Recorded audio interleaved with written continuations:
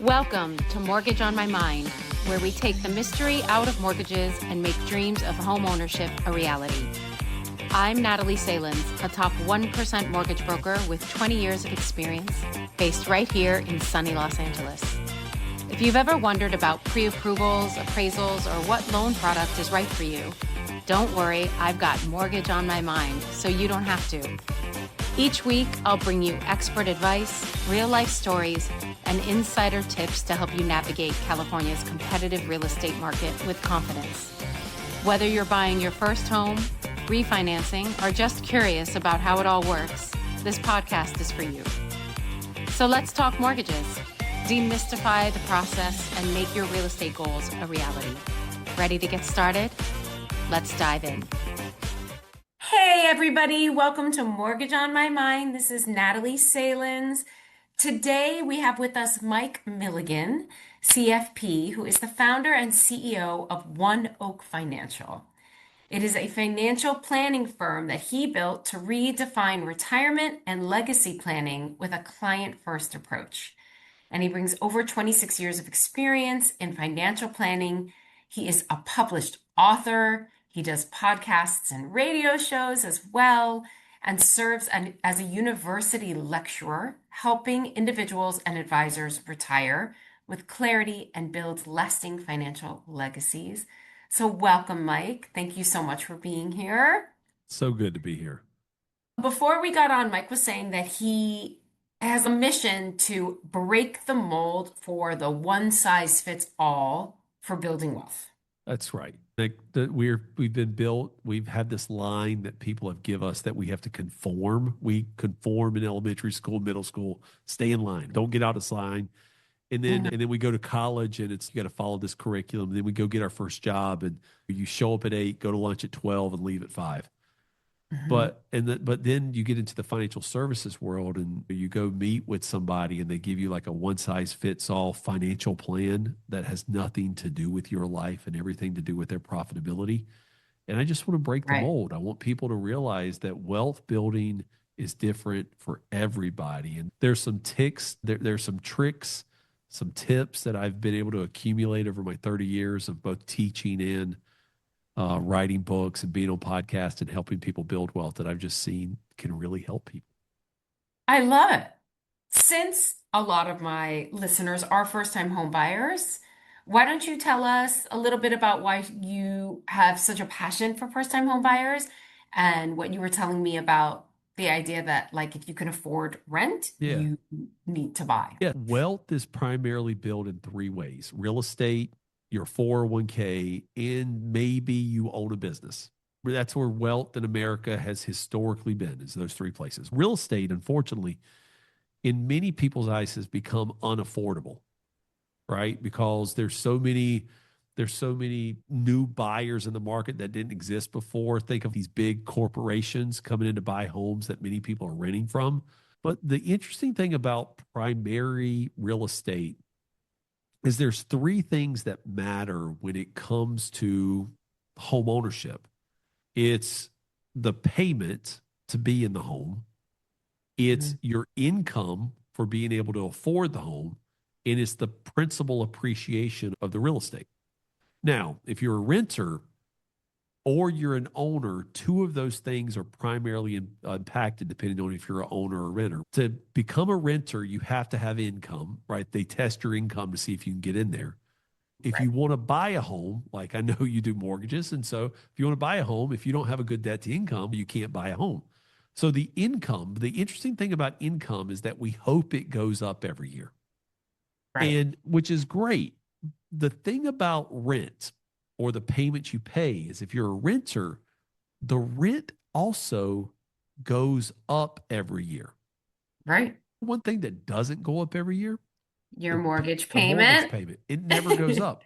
And so if you're a renter, although your income's going up, your cost of the house is going up every year. But the sooner you buy a home, and there's a lot of, I'm not an expert in first-time home buyer mortgage programs. I'm not an expert in that. There's so many people who do better than that.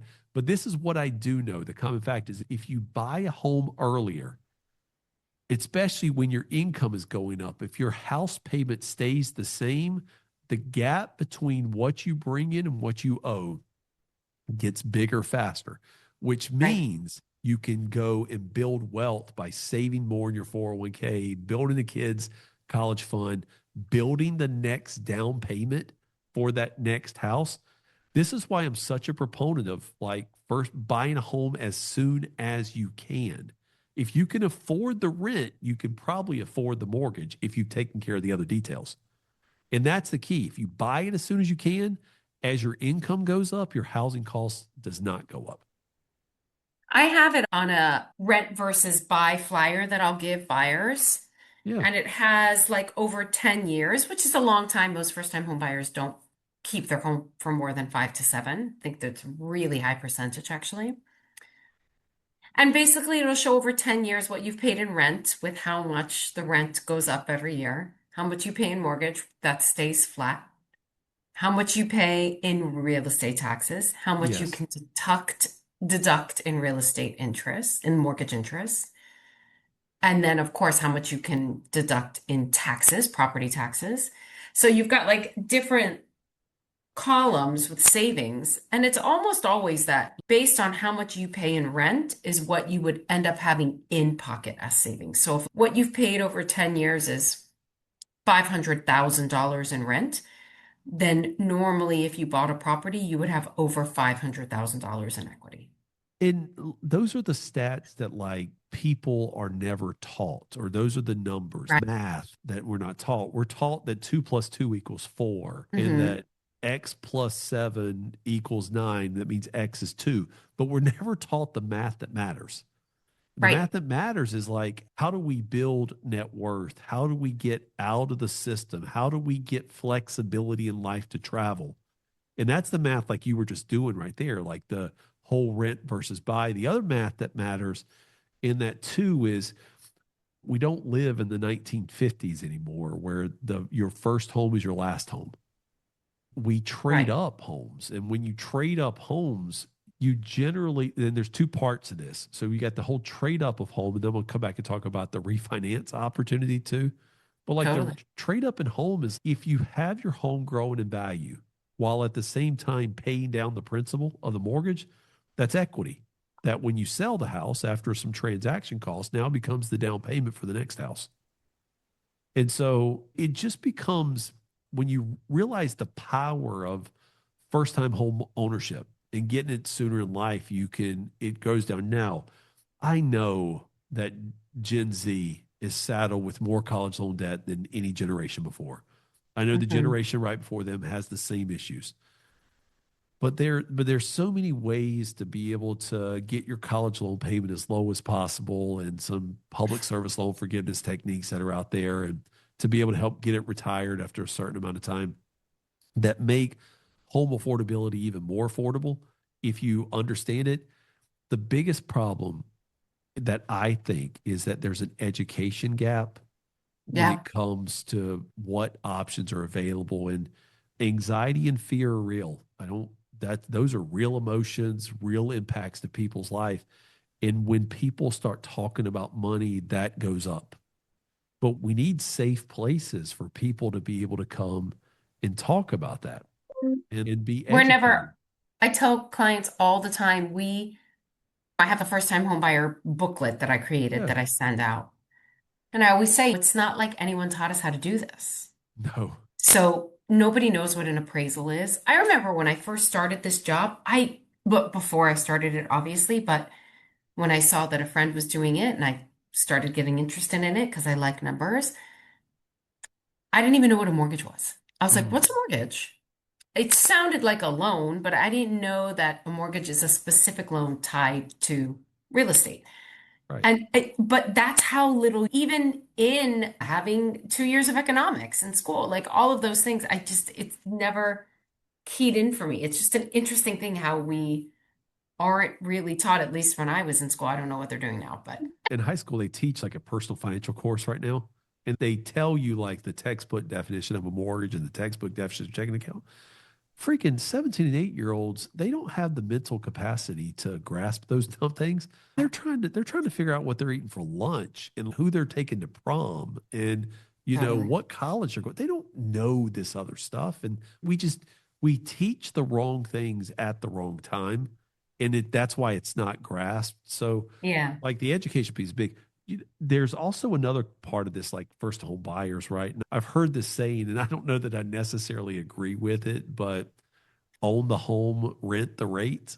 Have you heard people say some version of that, Date the right? home, date the rate, Yeah, marry the marry home, the date the home, rate, date the rate. marry the Yeah, there home, it date is. the rate. That's Yeah, we finally hysterical. figured it out. The refinance business, and you know this firsthand, right? It dried up 3 years ago for the most part, unless you were forced to refinance because of like some credit problems. Sure. I did But it like just one refinance in 2023. right. One. And so it's dried up, but I bet in 2021 that was probably most of your business. 2022, it was a lot of your business. 2020, Yes. ton of business.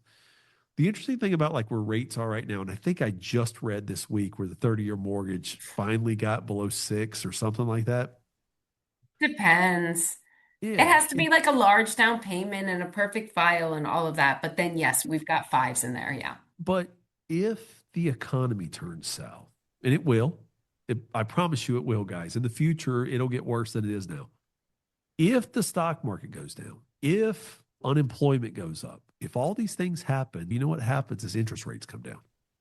And so let's say interest rates come down 1.5%, and all of a sudden, instead of a 6.5% mortgage rates are now 5. Guess what you'll do? You'll refinance. And when you refinance, remember that payment that I was talking about, how your income's gone up over time and your payment stays the same? All of a sudden, if you get to refinance, your payment actually goes down. And that when people were buying first homes in 2019, 2020, 2021, 2022, they can't move right now because of the mortgage rates. In handcuffs. Yeah. Yeah, but that also is going to change.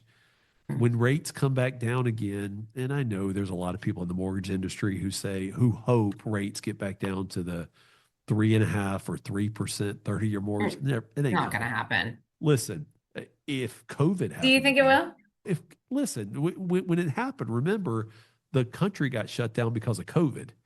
And so like Sure. in an extreme situation like that, it could happen, We're but in a not like global paying. pandemic of sorts. Yeah. Right. Yeah. Yeah. So I'm not saying it's never going to happen. I'm just going to say we're probably not going to the environment that it happens in. Do you And think that's that. it's something you'll see in your lifetime again? I don't Hell, think I'll see it in my hell lifetime. no. Apologize Yeah. my French.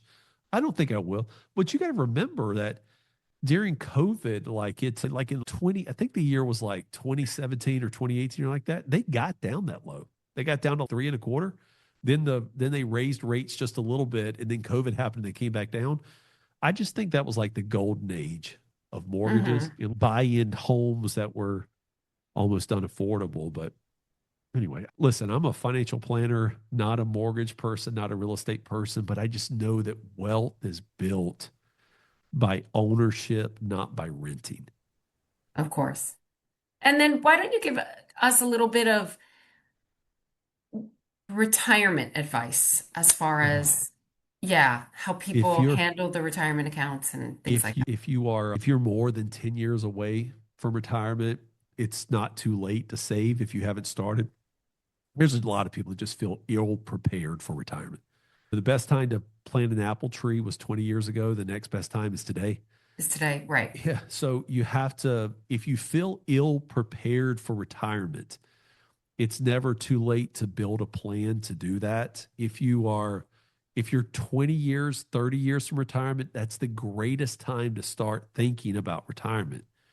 And the further out from retirement you have, the goal is to get as much accumulated as you possibly can so that you can then use it in the future. What our parents and grandparents have that we do not have are things like pensions.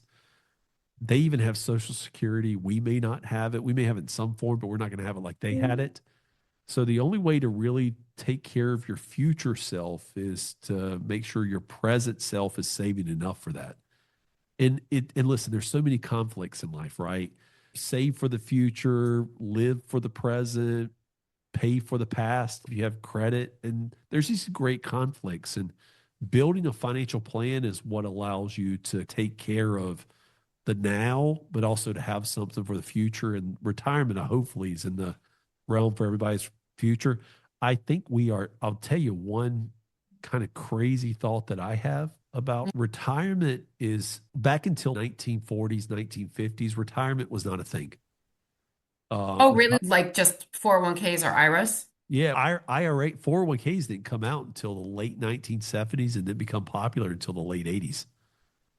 So like back in the 40s or 50s and dating back all the way to the beginning of time, so 1940s, 1950s, people would just work and die. Mm. We just celebrated. It was like Social Security didn't happen until right after the Great Depression.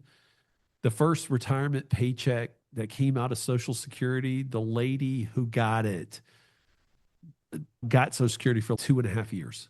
So like Social Security, this whole idea of what retirement is really a new age thing. It's not something that's been around for time. And I think the golden age of retirement is now. And I think 30 years from now, people are going to work until they die.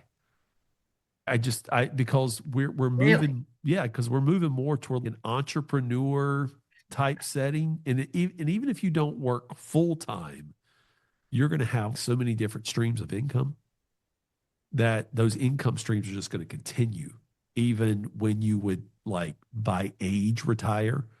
But I think the golden age, you got to remember retirement back in the 80s and 90s was let's get in a recliner and sit on the front porch on the rocking chair and just melt away. Retirement Right. now is like how active can we be? How many countries can we go to? But I think because of like the amount of college loan debt, the real estate that's the amount of equity that's trapped in real estate that can't get out because interest rates are so low and people can't move to new other places. I just think we're going to have this shift in what retirement is. It doesn't mean you can't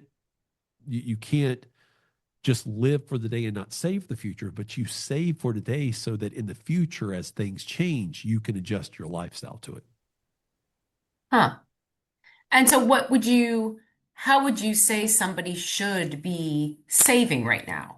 Yeah, I Do mean, you like if think you, that like a Roth IRA is better than a oh, regular? Like how would you? yes, I do. Taxes are the biggest expense we'll ever pay in our life, ever. There's no expense bigger than taxes. What a Roth IRA allows you to do is put money in that's already been taxed so it can grow forever without being taxed. So tax deferred, but then when you take it out, it's tax free. If you follow tax rates in the United States, they're lower now than they have been ever. Really, there's a couple periods of time where they were lower, Hmm. but they have to go up. Taxes have to go up. Our debt's bigger than it's ever been. The liabilities that we owe for Social Security and Medicare programs are huge. The Yeah. interest on that debt is big. Taxes have to go up because it's the primary revenue source for the United States.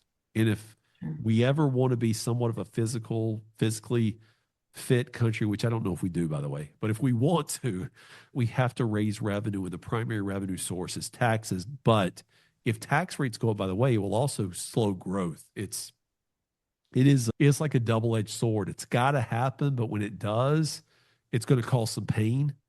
And Of so course. the goal is to put money in accounts like Roth IRAs that get you out of the tax code in the future.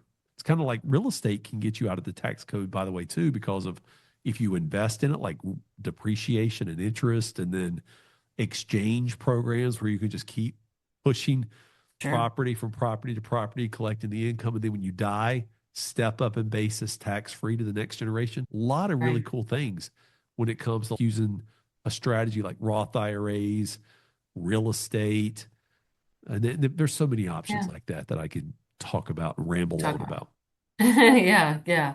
Thank you so much. This has been very informational. I appreciate your time.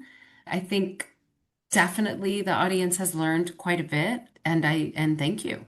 Yeah. Absolutely. If people want to reach out to me, I have a website. It's just mikemilligan.com.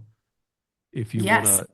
to, on that website, I talk about my three core principles, which are educate, coach, and plan. We educate people on like personal financial planning. We have a school community. So the Hormozis created school, but it's a place you can go and do on-demand courses on taxes and retirement and debt and all of this. And so that's on the system. But we also on there too have my book that I wrote, the One of a Kind Financial Plan, that you can find on Amazon or on that website. One of a Kind Financial Plan has been an Amazon best-selling book, and it's been my life's work. So happy to connect with anybody from your audience. I would tell you, if you're a first-time home buyer listening to this, get the math down right now. Because if you get the math done right now, you're going to realize that ownership is better than being a renter. So true. So true. Almost in every single case, it's true. Yeah. Thank you. All of your information is going to be in the below as well. So appreciate it. And join us next time, everybody. Thank you. Thanks for listening to Mortgage on My Mind. If you're ready to start your mortgage journey or have any questions, I'd love to help. With 20 years of experience, I make the process as simple and stress-free as possible. Check the show notes for my contact info, and don't forget to subscribe, leave a review, and share this podcast. Until next time, I'm Natalie Salins, here to help make your real estate dreams a reality.